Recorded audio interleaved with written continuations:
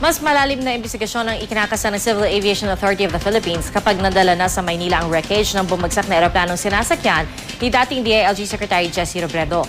May ulat on the spot si Julius Segovia. Julius? Dadali na sa Maynila ang wreck ng bumagsak na Piper Seneca plane na sinakyan ni yumaong DILG Secretary Jesse Robredo. Sa Huwebes, inaasahang darating ito mula sa Masbate at idediretso ang wreck sa compound ng Kaap para sa pagpapatuloy ng investigasyon. Aalamin nila kung bakit hindi gumana ang locator at i-check kung saan pumalya. Patuloy rin ang investigasyon sa mga taong makapagbibigay linaw raw sa nangyaring insidente.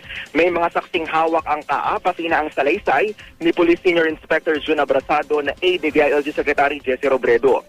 Nagpunta na rin daw sa Cebu ang ilang miyembro ng investigating panel para inspeksyonin ang mga eroplano at tanungin ang mga crew ng Aviator Air.